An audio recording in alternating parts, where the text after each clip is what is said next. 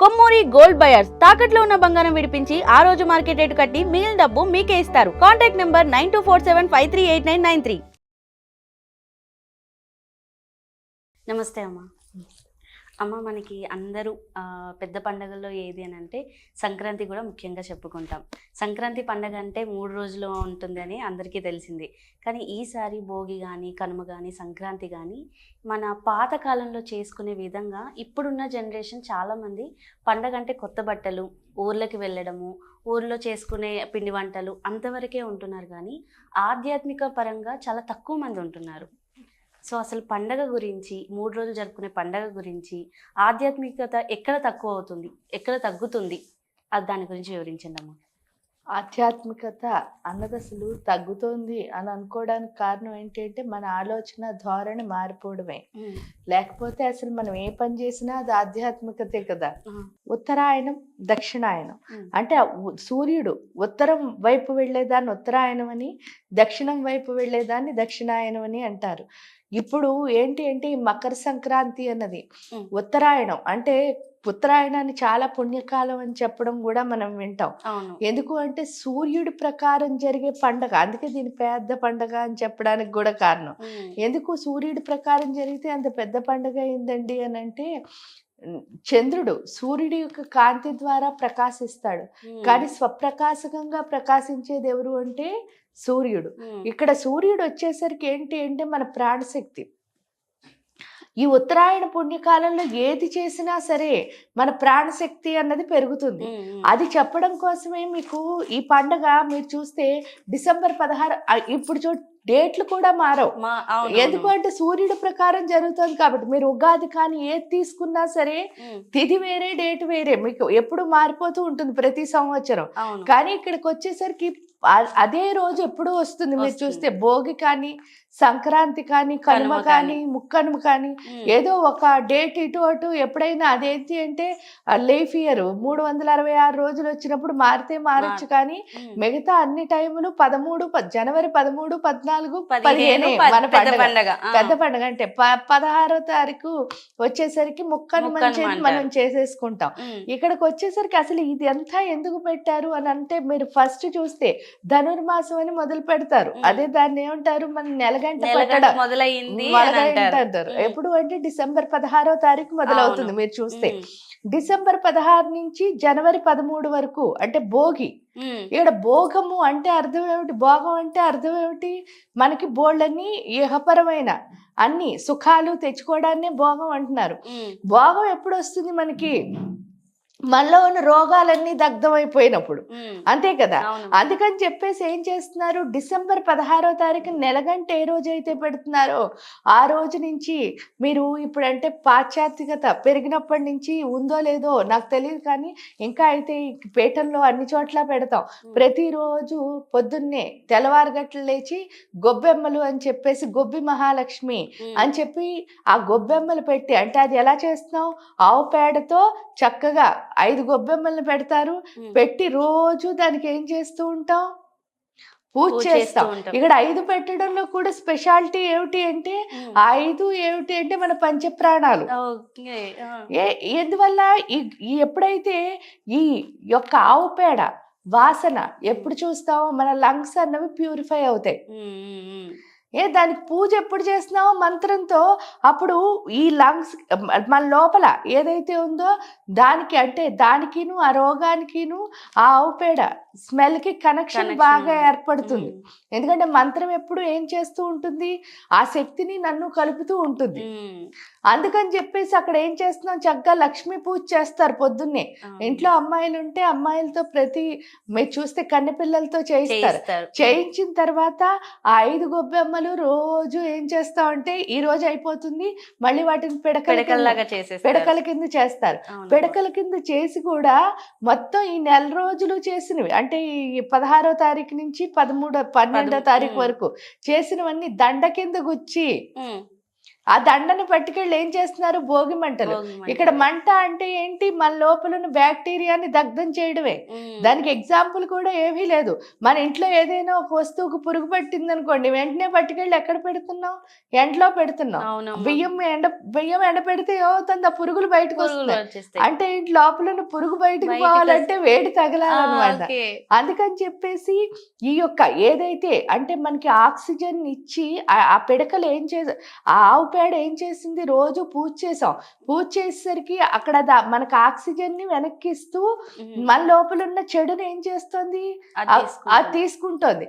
వాటిని ఎండపెట్టి ఏం చేసాం? మళ్ళీ పట్టుకెళ్ళి అగ్నిలో వేసేసాం. అంటే మనలో ఉన్న మళ్ళీ దాని నుంచి ఒక మంచి ఏదైతే ఆ స్మెల్ వస్తుందో అది మన్నే కాకుండా ఆ భోగి మంట చుట్టూ ఉన్న ప్రదేశం మొత్తాన్ని ఏం చేస్తోంది అంటే ప్యూరిఫై చేస్తుంది. అంటే మన పాపాలన్నిటినీ పట్టుకెళ్ళి అందులో వేస్తున్నాము అని చెప్పడంలో కూడా ఉద్దేశం ఏమిటి అంటే మన పాపాలంటే ఏంటి? మన లోపల ఉన్న చెడ్డ, అది ఇంప్యూరిటీ ఏదైతే ఉందో దాన్ని మొత్తం వేస్తున్నాం. మనం ప్యూరిఫై చేసుకోవడమే కాకుండా ఆ భోగి మంట వీధిలో పెడతారు. చక్కగా వీధిలో ఉన్న వాళ్ళు అందరూ వచ్చి అంటే మొత్తం ఆ ఊరంతటిని మనం ఏం చేసుకుంటున్నాం? ఆ స్మెల్తో ప్యూరిఫై చేస్తాం. అంటే ఎందుకంటే ఆవుకి సంబంధించింది ఏదైనా సరే ఔషధమే. అది ఆవు పేడ అవ్వచ్చు, ఆవు దాన్ని ఏమంటారు మూత్రం అవ్వచ్చు, లేకపోతే ఆవు పాలు అవ్వచ్చు, ఏదైనా కూడా ఆవు జున్ను అవ్వచ్చు. ఎందుకంటే ఆవు పాలు సంవత్సరానికి ఒక్కసారి తాగితే చాలు డొక్క శుద్ధి అవుతుంది అంటారు. అంటే కడుపు మొత్తం శుద్ధి అయిపోతుంది. అంటే అంత పవర్ఫుల్ అన్నమాట. అందులో అన్ని ఔషధాలు ఉన్నాయి. సో అందువల్ల ఏంటి అంటే ఆ పూజ చేయడం ద్వారా మనకి ఏం నేర్పించారు? మన పాపాలు అంటే మీరు చూస్తే కూడా చలికాలం నుంచి ఉగాది టైంలో మనకి అంటువ్యాధులు రావడం చూస్తాం. చూసారా? ఎందుకంటే చలికాలం నుంచి ఎండాకాలానికి కొంచెం మారుతున్నప్పుడు ఏమవుతుంది అంటే అంటువ్యాధులు వస్తున్నాయి. ఆ అంటువ్యాధులు రాకుండా మనం రక్షించుకోవడానికి అంటే ఏమిటి? వెళ్ళి ఊరికే మందులు వేసేసుకోక్కర్లేదు. మనం మొత్తం ప్రదేశాన్నే ప్యూరిఫై చేసుకోవడానికి వీళ్ళు భోగి, ఆ భోగి చేసుకున్న తర్వాత రెండోది అప్పటి నుంచే ఉత్తరాయణం మొదలవుతోంది. మకర సంక్రాంతి అని చేసుకుంటాం.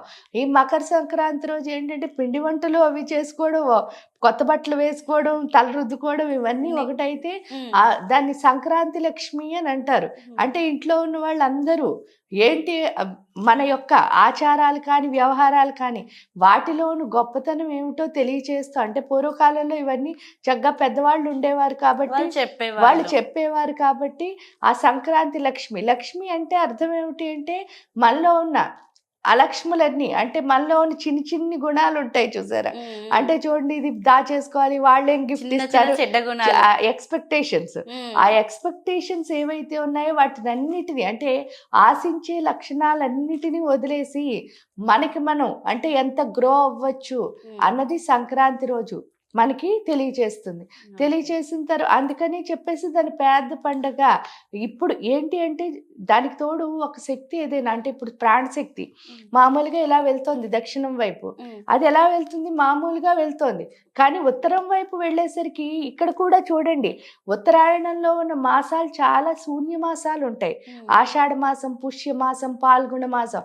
ఇవి శూన్య మాసాలని ఎందుకన్నారు అంటే మీకు పెద్దవాళ్ళు ఈ పెట్టిన ఆచారం కూడా అంటే ఈ టైంలో గృహప్రవేశాలు అవ్వవు, పెళ్ళిళ్ళు ఒక మాఘమాసంలో తప్ప మిగతా అన్ని మాసాల్లో కూడా ఈ 6 నెలల కాలం పాటు ఏమిటంటే పెళ్ళిళ్ళు, గృహప్రవేశాలు ఇలాంటివి ఏమీ చెయ్యరు. అవి ఎందుకు పెట్టలేదు అని అంటే ఈ ఉత్తరాయణంకి ఉత్తరం వైపు సూర్యుడు వచ్చేటప్పుడు ప్రాణశక్తి చాలా చాలా చాలా అధికంగా ఉంటుంది. ఆ అధికంగా సూర్యుడి యొక్క శక్తి ఉన్నప్పుడు మనం ఏం చేయాలి అంటే ఈ టైంలో ప్రాణశక్తిని సంపాదించుకోవాలి. ఎందుకంటే ఆత్మశక్తి లేకుండా ఏ పని చేయలేము. ఆత్మస్థైర్యం ఉంటేనే ఏ పని అయినా చేయగలగా. ఎందుకంటే ఒక విషయాన్ని ఒక విధంగా చూసిన వాడు ఎదుగుతాడు, రెండో విధంగా చూసిన వాడు ఏమవుతాడు? ఎదగరు, అక్కడే ఉండిపోతాడు. అందుకని ఆ ఎదిగే స్థితికి మనం వెళ్ళాలి. కాబట్టి ఏం చేశారు అంటే శూన్య మాసాలు అని చెప్పి ఈ టైంలో ఏదైనా సరే సాధన చేస్తే మంచిది అన్నారు. అందుకని ఇప్పుడు పండగలు చూడండి, గురు పూర్ణిమని కానీ లేకపోతే ఆషాఢ మాసంలో ఆషాఢ నవరాత్రులు, మాఘమాసంలో మాఘ నవరాత్రులు అని, పుష్యమాసంలో ఆరుద్ర నక్షత్రం, పౌర్ణమి చాలా, ఇవన్నీ ఎందుకు అంటే శూన్య మాసాలు అంటే అప్పుడు ఖాళీగా ఉండి ఏ పెళ్లిళ్ళకి వెళ్లకుండా ఏ గృహ ప్రవేశాలకి వెళ్ళకుండా పడకుండా ఇంట్లో కూర్చుని సాధన చేసి, ఎందుకంటే డీవియేట్ అవ్వకుండా సాధన చేసే టైం అన్నమాట. అందుకని వాటిని శూన్యమాసాలు అన్నారు. కానీ మనం ఏం చేసాం, మొత్తానికి వదిలేసాం. అవునమ్మా నిజం. కానీ అప్పుడు చేయాల్సింది ఏంటి అంటే సాధన. అందుకని చూడండి 16వ తారీఖు మొదలు పెడతారు. మొదలుపెట్టి మనకు వరుసగా అన్ని పండగలే వస్తాయి. వైకుంఠ ఏకాదశి, లేకపోతే చూడండి పెద్ద పండగ, ఇలా వరుసగా వస్తూనే ఉంటాయి. శివరాత్రి, మొత్తం అన్ని పండగలే పండగలే వస్తూ ఉంటాయి. ఉంటాయి. అవునమ్మా. ఎందుకు ఈ టైంలో పండగలు వచ్చాయంటే ఇంకా మన ఆధ్యాత్మిక ఉన్నతి. ఎందుకు ఆధ్యాత్మిక ఉన్నతి ఉండాలి అంటే, మీరు ఏ పని చేసినా సరే, మీరు యాంకరింగ్ చేస్తున్నారు కదా అని అనుకుంటే ఏదో సరదాగా వచ్చి షోక్గా కూర్చుని యాంకరింగ్ చేస్తే అవ్వదు. మీరు ఎలా అడగాలి ప్రశ్న? ఇష్టంగా అడగాలి. ఇష్టంగా అడిగితేనే కదా అవతల వాళ్ళకి ఇష్టంగా చెప్పాలనిపిస్తుంది. అంటే ఆ భక్తి ఎవరికి రావాలి? అడిగేవాడికి వస్తేనే చెప్పేవాడు చెప్పగలుగుతారు. అంటే అర్థం ఏమిటి అంటే ఎందులో అయినా భక్తి ఉండాలి. ఆధ్యాత్మికత అంటే పూజ చేయడం ఒకటే కాదు. మరి పూజ ఎందుకు పెట్టారండి అని అంటారు. మంత్రం ద్వారా ఏమవుతుంది అంటే ఆ భక్తి భావం మన లోపల కలుగుతుంది. కలిగితే అప్పుడు మనం ఏ పని చేసినా సరే ఎలా చేయగలుగుతున్నాం? భక్తిగా చేయగలుగుతున్నాం. ఆ భక్తిగా ఎప్పుడైతే చేసామో ఆ పని చాలా బాగుంటుంది, సక్సెస్ అవుతుంది కూడా. అందుకని చెప్పేసి ఈ మాసాల్లో ఓన్లీ మనం చేయమన్నది ఏమిటి అంటే సాధన. కాబట్టి అందరూ నిజంగా కనుక సాధన చేస్తే ఏమవుతుంది అంటే మిగతా 6 నెలలు అప్పుడు వాళ్ళు ఏం వదిలేయలేదు. శ్రావణ మాసం అని చెప్పేసి శ్రావణ మాసం పూజలు ఉన్నాయి, కార్తీక మాసం అని. అంటే ఏంటంటే మన జీవితం మనం ఎంత సాధన చేస్తామో అంత మనం మిగతా విషయాల్లో కూడా, అంటే ఏంటంటే పూజ చేయడం మనకేంటంటే అమ్మో నాకు వర్క్ ఉందండి పూజ తర్వాత చేసుకుంటాను, కానీ ఫస్ట్ పూజ చేస్తే ఆ వర్క్లో మనకేం తెలుస్తుంది? సులువు తెలుస్తుంది. అంటే మీరు గంట చేసే పని అరగంటలో చేశారనుకోండి, ఇంకో అరగంట మీకు ఏమైపోతుంది? మిగిలిపోతుంది. అలా రోజులో ఎన్ని పనులు చేస్తే అన్ని అరగంటలు మిగిలాయి అనుకోండి, అప్పుడు ఏమవుతుంది? మనకి బోల్డ్ టైం మిగులుతుంది కదా. ఎవరైతే టైం లేదన్న వాళ్ళకి ఇది ఒక ఉదాహరణ కూడా అవుతుంది. టైం మిగలాలి అంటే ఫస్ట్ మీరు పూజ చేయండి. ఎందుకంటే కాలం దేవుడి యొక్క స్వరూపం. ఎప్పుడు మీరు పూజ చేస్తున్నారో ఆ పూజ ఏం చేస్తుంది అని అంటే మీ టైంని ఎంత బాగా వాడుకోవచ్చో మీకు తెలియజేస్తుంది. అప్పుడు ఏమవుతుంది అంటే మనం మంచిగా చేసుకోగలుగుతాం. అందుకని మన పెద్దలు ఏంటి అంటే ఈ సాధనకి ఎక్కువ ప్రిఫరెన్స్ ఇచ్చారు. ఆధ్యాత్మికత అన్నది ఏంటి అంటే వెనకబడిపోవడం కాదు, మనం ముందుకు వెళ్ళాలి. అంటే మన పురోగతి కావాలి అంటే మాత్రం తప్పకుండా మనకు ఆధ్యాత్మికత ఉండాలి. ఎందుకు మీరు ఏ పని చేసినా యాదేవి సర్వభూతేషు వృత్తి రూపేణ సంస్థిత, అది ఏ పనైనా కానివ్వండి భక్తిగా చేస్తేనే ఆ పనిలో మనం సక్సెస్ అవుతాం. ఆ భక్తి రావాలి అంటే మాత్రం ఫస్ట్ దేవుడికి దండం పెట్టాలి అంతే. అమ్మ కనుమ గురించి కూడా తెలియజేస్తారమ్మా. కనుమ ఇంకేంటి అంటే మరి 2 రోజులు పూర్తిగా ఏమవుతున్నారు అని అంటే ఈ సంక్రాంతి లక్ష్మి మకర రాశిలో ఎవరంటే సూర్యుడు ప్రవేశించిన రోజు, ఆ ఉత్తరం వైపు సూర్యుడు ప్రసరిస్తున్న రోజు. కనుమ అంటే ఏంటి అంటే మనకి వెళ్ళడానికి తోవ అన్నమాట. అంటే ఆధ్యాత్మిక వైపు వెళ్ళడానికి ఒక తోవ. అందుకే చూడండి ముక్కనుమ రోజు రథం వేసి అలా లాగుతున్న, అంటే ఏంటంటే ఆ రథం ఏమిటి అంటే మన మనస్సే. మన మనస్సుని దేని వైపు పంపించమని అడుగుతున్నాం? ఆ యొక్క దేవుడు వైపు లాగమని అడుగుతున్నాం అనమాట.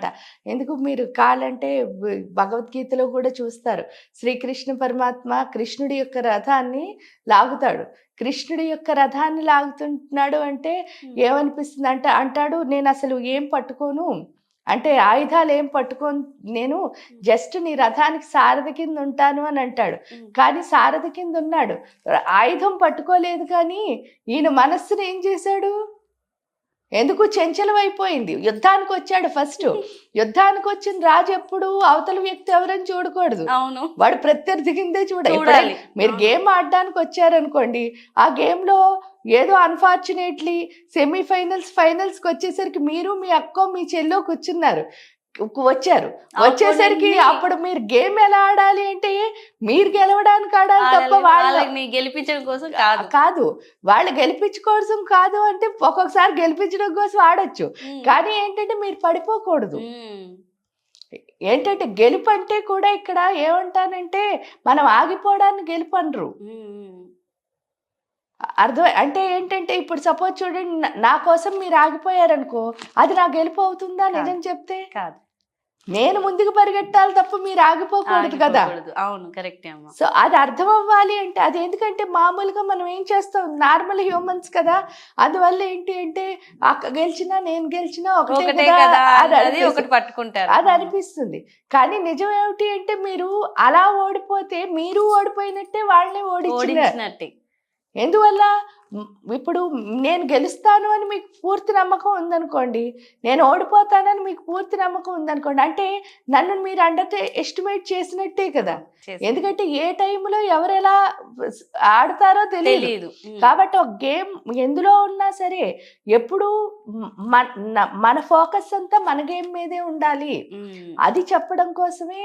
అలా అని అర్జునుడు ఏమైనా తక్కువ వాడా అంటే, ఫస్ట్ ద్రోణాచార్యుడి దగ్గరికి శిష్యులందరూ వచ్చారు. వస్తే అందరికీ నువ్వు ఒక చెట్టు మీద ఒక చిలకను పెట్టి ఆ చిలక కన్నుని కొట్టమని అడుగుతారు. అడిగితే మొత్తం ఇక్కడ ఏంటంటే 105 వీళ్ళు 104 ఏం చెప్తారట అంటే, ఏముందిరా అక్కడ చెట్టు ఉందా అంటే చెట్టు ఉంది, పొట్టు ఉందా అంటే పొట్టు ఉంది, అన్ని చెప్తారు. చిలక ఉందా అంటే ఉంది, దానికి కన్ను ఉందా అంటే ఉంది అంటారట. ఒక్కళ్ళు కూడా కొట్టలేకపోతారు. కానీ అర్జునుడు ఒక్కడే చెప్తాడట, చెట్టు చూసావా అంటే అసలు ఏం కనిపించట్లే, దానిపైన ఉన్న ఆకాశాన్ని చూసావా అంటే కనిపించట్లే, చిలక చూసావా అంటే కనిపించట్లేదంటే ద్రోణాచార్యులు వారు మరి దేన్ని చూస్తున్నావురా అంటారట. అంటే మీరు కన్నును కొట్టమన్నారు కదండి, ఆ కన్ను ఒకటే కనిపిస్తోంది అంటారట. అంటే వెంటనే వెయ్యి బాబు అనగానే వేయగానే వెళ్ళి ఆ కన్నుకి తగులుతుంది. అంటే ఏంటంటే మన ఫోకస్ అసలు దేని మీద ఉండాలి అంటే మనం కొట్టాల్సిన గోల్ మీద ఉండాలి, మిగతావన్నీ కాదు. అందువల్లే మత్స్య యంత్రంలో కిందన పైన కూడా తిరుగుతున్నప్పుడు ఆ చేపని కొట్టి ద్రౌపదిని అంటే అంత ఫోకస్ ఉండాలి. ఎందుకంటే నీ కాన్సన్ట్రేషన్ ఎప్పుడు పై దాని మీదే ఉండాలి. జనరల్ గా ఏంటంటే కింద తిరుగుతున్న దాన్ని చూస్తూ ఉంటాం మనం. అవును, కరెక్టే. అప్పుడు మనం కొట్టలేం. అలాగే అంత ఫోకస్ ఉన్న అర్జునుడు కూడా వచ్చేసరికి ఏమైంది అని అంటే శరీర బంధుత్వానికి, అంటే నా పెదనాన్నలు, నా మావయ్యలు, నా అన్నదమ్ములు, నా తాతలు అందరూ ఉన్నారు, వీళ్ళని నేను ఎలా చంపుతాను అని పడిపోవాల్సిన స్థితి వచ్చింది. అంటే ఏంటి అంటే మనకి అట్రాక్షన్స్ అంటే ఎటువైపు మనం పడిపోతాం, ఎక్కడ మనం పడిపోతామో మనకి తెలియదు. సో అక్కడ పడిపోవాల్సిన టైంలో ఆయన రథసారథి అయ్యాడు కాబట్టే కృష్ణుడు ఏం చేశాడు, ఆయనలో ఉన్న స్ట్రెంగ్త్లన్నీ గుర్తు చేశాడు. ఎప్పుడైతే ఆయనలో ఉన్న స్ట్రెంగ్త్లన్నీ గుర్తు చేశాడో అప్పుడు అర్జునుడు ఏం చేశాడు, చక్కగా ఆ యుద్ధం చేశాడు, యుద్ధంలో గెలిచారు. మీకు అంతా కురుక్షేత్రంలో గెలిచాడు, గెలిచి కౌరవులను ఓడించారు, చక్కగా రాజ్యాన్ని తెచ్చుకున్నారు. ఎందుకంటే ఒక గేమ్ ఏదైనా కూడా ఒక యుద్ధం చెయ్యాలి అంటే ఆ యుద్ధానికి ఎప్పుడు మన దాని మీద ఫోకస్ ఉండాలి తప్ప పక్క వాళ్ళ మీద ఉండకూడదు. అది ఎవరైనా కానీ గేమ్కి వచ్చారంటే నీకు ఆపోజిట్ అంతే. అది తెలిస్తే మనం ఎందుకు అనంటే ఇక్కడ మనం ఓడించడం గెలవడం పక్కన పెట్టేయండి, వాళ్ళు ఓడిపోకూడదని మనం ఆడినా కూడా వాళ్ళని ఓడించినట్టే. కరెక్ట్. దాంతో పాటు మనం కూడా ఓడిపోతాం. అప్పుడు ఇద్దరు ఓడిపోయి ఆ గేమ్ ఎందుకు వృధా అయిపోతుంది. అది ఏంటి అన్నది మనకి ఎవరు తెలియచేస్తారంటే కనుమ ముక్కనుమ. అదే మనకి తెలియదు. కనుమ ఏం చేస్తుంది, వెళ్ళడానికి దోవ చూపిస్తుంది. ముక్కనుమ ఏం చేస్తోంది అని అంటే మన మనస్సు అనే రథాన్ని గట్టిపరుస్తోంది. ఎందుకంటే ఈ టైము కంటే అంటే ఉత్తరాయణంలో వచ్చినంత ప్రాణశక్తి ఎక్కడా రాదు. ఇప్పుడు కనుక నిజంగా ఆధ్యాత్మిక సాధన చేస్తే మనం అర్జునుడిలా గొప్పవాళ్ళం అవుతాం. అంటే ప్రతి దాంట్లోనూ విజయాలు సాధిస్తాము. అది చెప్పడానికే వాళ్ళు ఈ పండుగలు 4 నిజం చెప్తే భోగి రోజు మనలో ఉన్న ఇంప్యూరిటీ అంటే మనలో లోపాలు బోల్డని ఉంటాయి. చూడండి చెప్పాను కదా ఇందాక, ఎక్స్పెక్ట్ చేయడం ప్రతిదానికి ఎవరేమి ఇస్తారు అని చూసే, అంటే నాకు వీళ్ళు ఏదో ఒకటి చెయ్యాలి అని.